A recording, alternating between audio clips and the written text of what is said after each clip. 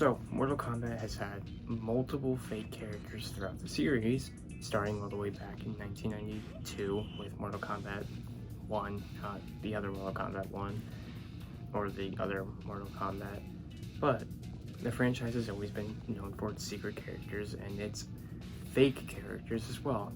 Probably one of the most popular ones being Ermac from MK2, I believe, but yeah, so I thought for this one, I would just go through and look through all the fake Mortal Kombat characters, or the fake rumored Mortal Kombat characters throughout the years, because there's been quite a few, and I haven't really seen too many videos about these, so I thought it'd be really fun to do, you know?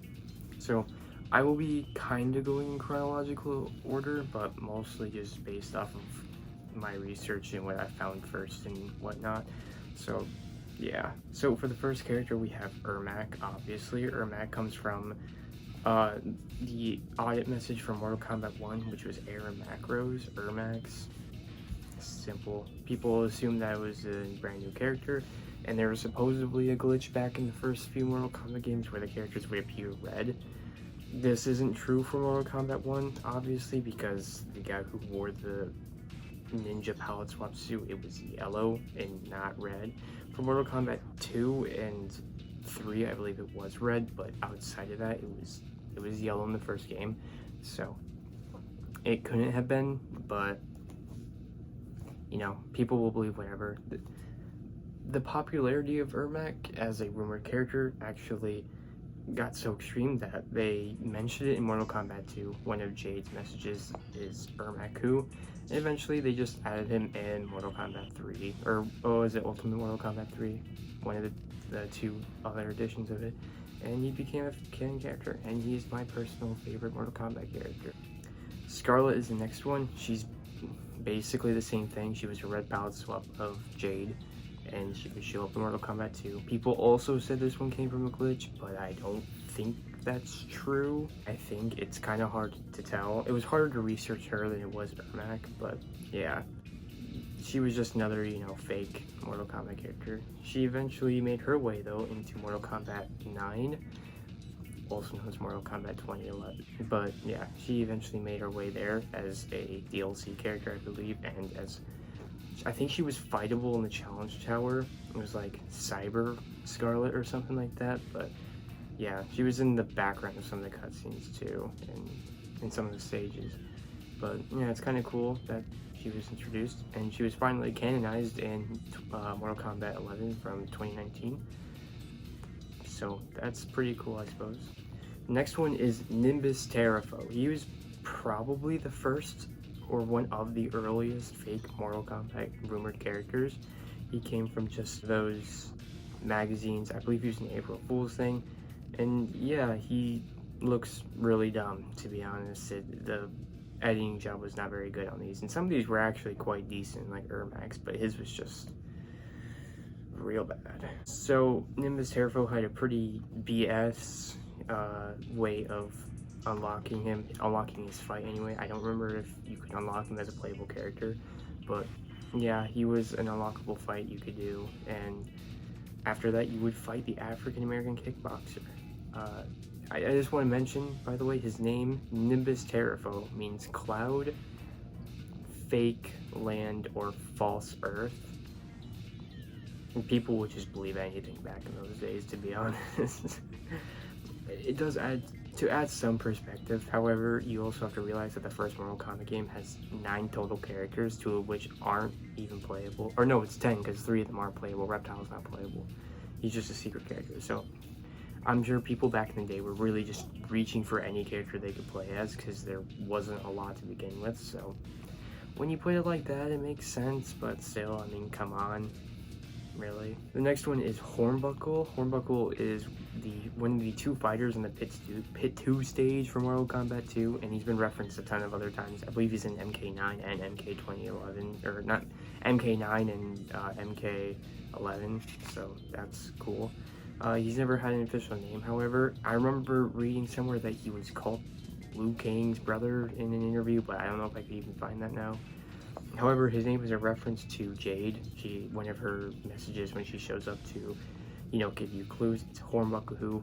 That doesn't mean anything. It's just like a generic message. Hornbuckle comes from one of the credits in the original Mortal Kombat. It's a female chick who was in the credit in Mortal Kombat 1. That's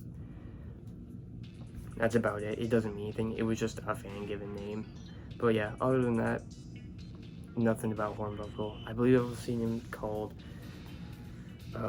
Liu Kang's brother, but yeah, again, other than that, he's just a green palette swap of Liu Kang. Then we have his Torch, who will be later known as Blaze from, again, the Pit 2 stage. He'd be referenced multiple times, I believe, again, in MK9 and MK11. But he's one of the background fighters fighting Hornbuckle. In the first Pits 2 stage from MK2, he wasn't actually fighting. He was just standing there, because I guess that would have been too hard to animate. But yeah, he's just a palette swap of Liu Kang. He has fire around him, and he's red and orange. I guess that counts, but I don't really know otherwise. So yeah, not a whole lot of information about him from that era, but he was called Torch originally. I found from research that he was both called that officially by MK, by Midway themselves. However, they had to change the name because Marvel had the copyright on Torch, which doesn't make sense because they had the copyright on the Human Torch, Johnny Blaze and Jim Hammond. But I don't know, I couldn't find any other reference that I saw in like a Mortal Kombat iceberg video or something, which I guess I'll link with my sources, I suppose. But then, Blaze, he would become unlockable in Deadly Alliance as a secret character alongside Mocap, and he would become the final boss and playable in Mortal Kombat Armageddon. So that's cool, I guess.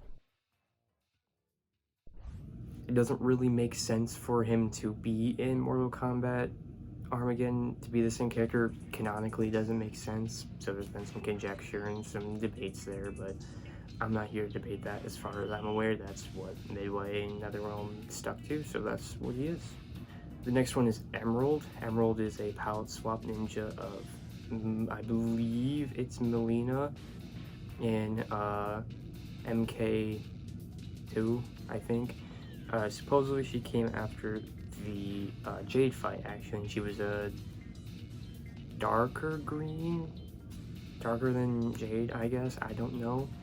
But yeah, she had the same moveset as Melina, unlike, I believe Jade has the moveset of Katana, obviously, because she's palette swap. Now, the weird thing about this one was there are some weird mistakes in the original article. Obviously, the article's not true. There is no Emerald in Mortal Kombat 2. But they mentioned how in Mortal Kombat 2 that Smoke is a copy of Raiden, which doesn't make sense because Smoke is a palette swap of Scorpion, just like the rest of the palette swaps. So I don't really get that one. I don't know if they just made a mistake or if they never played Mortal Kombat 2 in their entire life, which would honestly, that would be my guess, but who knows, right? So yeah, there's that weird tidbit right there that he's considered a palette swap of fucking Raiden in Mortal Kombat 2, just with smoke abilities. I don't know, man. It's weird. Next one we have is Red Robin. Now, Red Robin is a really dumb one with a really dumb name, but I guess, again, people were desperate for new characters and secret characters, so they just believed whatever they, found in, gaming magazines. I believe most of these are April Fools or just really poor translations of foreign magazines, as we'll see later. So, yeah, Red Robin, he was apparently in the SNES port of Mortal Kombat 2. Mortal Kombat 2. And, yeah, we don't really know what his deal was, because I believe there's only one reference of him, and it's just 2 images of the character with Red Robin as the name. I've seen some speculation that he's either, due to the storyline of Mortal Kombat, that he was a human version of Sector, which doesn't make sense at all, but yeah. But he supposedly shared the abilities of Scorpion, so I've seen also that he could be the human version of Scorpion. Obviously not true. Red Robin is just a guy, he's just like a fake character, but still, yeah. And to be fair though, out of all the fake screenshots, he's probably the most convincing, because some of them are really bad, like Nimbus Terrafaux, but his is just like, it's actually not that bad. Next we have Stan Luth. Stan Luth?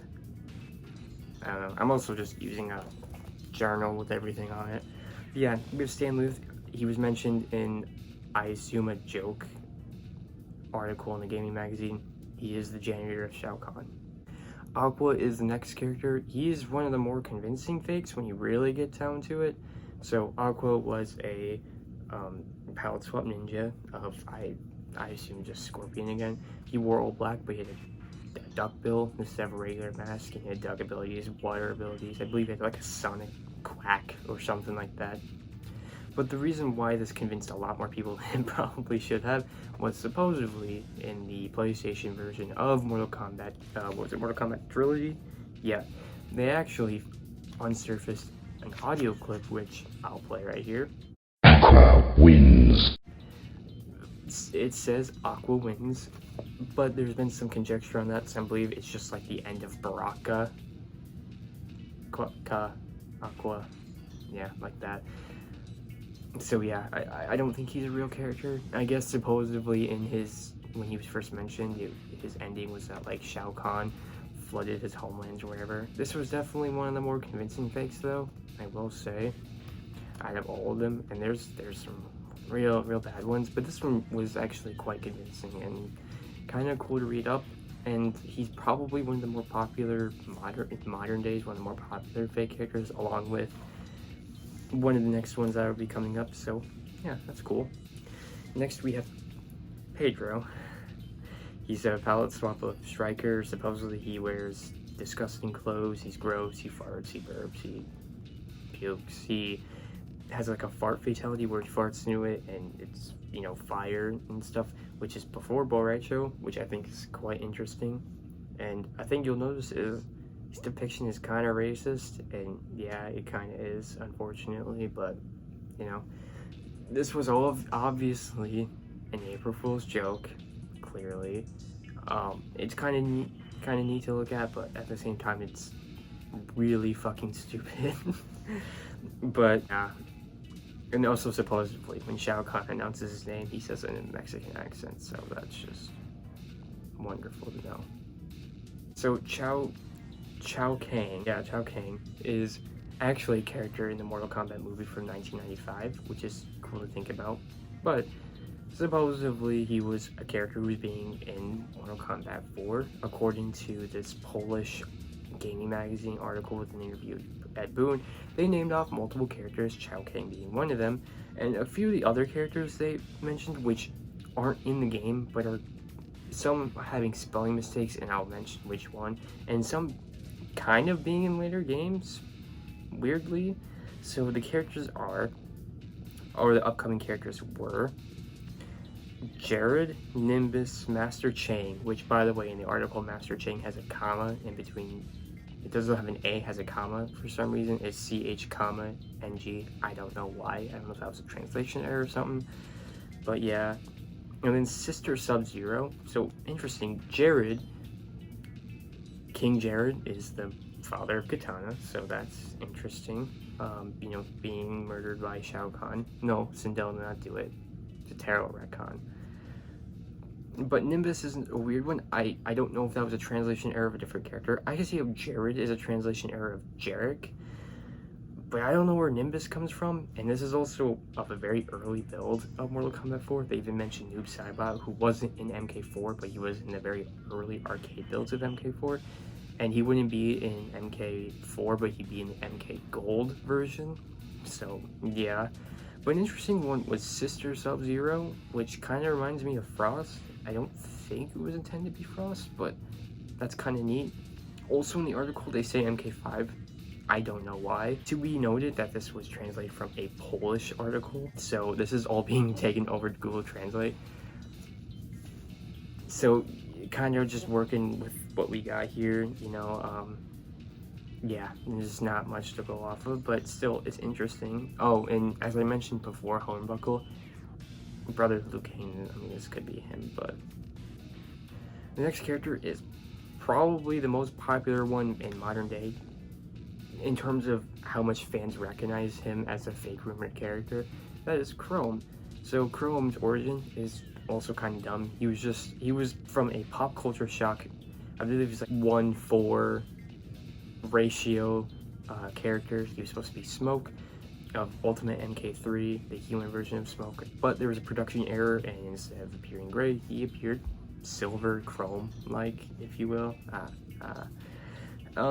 And that's it. People speculate that this was a new character. It wasn't. It was just a production error. The article I read also mentioned of a two-armed, like two laser arm cannon Samus and a legless Peach. I don't know what those are, but if you heard of those, then I'm sure you'll recognize the problem with Chrome. So yeah, but again, this guy is one of the more popular characters being used in a lot of modern day fan fiction stuff, so that's kind of neat. Bellock is the only character that I'm going to be counting for this as one of the characters that was in development of Mortal Kombat but removed. There's a few others from Deadly Alliance. A lot of people mentioned Tiamat and Zebron, and there's also a few other generic just like fighters from that game in concept art. I'm not mentioning any of those because I don't really care to, and too many people already have. But Bellock actually had a lot of rumors around him and coming back. As for Bellock, supposedly from what I've been reading, I had to read a lot about this character because there's not a whole lot about him. Figure that. But when MK4 came out, they had to remove a lot of characters, such as Noob Saibot, and they replaced Noob Saibot with Reiko. People didn't really like that, but, you know, it happens. So an expanded version of MK4 called MK Gold was coming out for the Dreamcast afterwards, and it was being developed by Eurocom, and Bellock was supposedly a character being developed for MK Gold. However, they cut him. Now, the official reason was just due to time restraints. MK Gold was quite rushed, and it turned out really bad. Honestly, it's one of the worst Mortal Kombat games alongside MK4. It's very buggy, not very good, but unofficially, supposedly Midway just didn't like the character, so yeah. Oh, Eurocom accidentally leaked assets of Bellock before they removed him entirely. This was 4 screenshots of him doing maybe a fatality or a grab, and then him in his alternate color doing a pose, like a victory pose, I believe. It is duly noted that the attack he's doing in the screenshots is a Goro attack, and then his legs are Goro's legs. Don't know why. I assume they were just reusing assets to hurry up the time, but yeah, Bellock was soon removed afterwards. So for the character himself, there's not a lot of information. Supposedly he was a demon Oni. That's about it. And the only other thing I'll mention is that people really thought that he was in the game, and this is why he's on the list, is because in Mortal Kombat Gold, if there's certain secret characters you can unlock, again, I believe Sector and Noob Saibot are both characters you can unlock, so you would go over these secret characters and a question mark would appear up on the screen, and that would happen for Tanya too. However, there was no one on Tanya. Officially, that this was just a glitch and was never supposed to happen. However, for some people, it is believed that this is where you would unlock Bellock originally in MK Gold before he was removed. And for some players, this is where they thought you could unlock Bellock. Now, of course, you can't. He's not a playable character, but it's still an interesting thought. And it's kind of sad that he got the chopping block because he honestly has kind of a unique design, especially comparing him to the other Oni, being Draman and Moloch. Moloch's design is quite crap, so he would have been a neat character, but I don't think the series is really hurting without him, and he probably would have been one of the unfortunate characters where he would have showed up in 4, in Armageddon, and then nothing else. So there are 2 last characters I want to mention because I just found these randomly. Again, this was quite hard to research, so I'm only doing a lot of the popular ones. I'm sure there was tons and tons of rumored characters, you know, but here's just a few other ones I want to mention. So Rain was in the arcade machines. He was showing up on, you know, the previews for arcade machines. They show you a little bit of gameplay. They show you, you know, what you'll be doing. MK was no different. And in MK3, the arcade, you could see a purple ninja running across the screen. Now, this got people thinking you could unlock this purple ninja.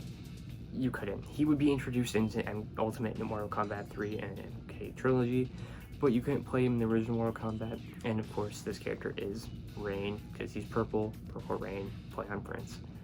It's dumb, obviously, but yeah, people were pretty adamant that you could unlock Rain in the game. You can't. He's not even in the game. He's only in Mortal Kombat, Ultimate Mortal Kombat 3 and Mortal Kombat Trilogy.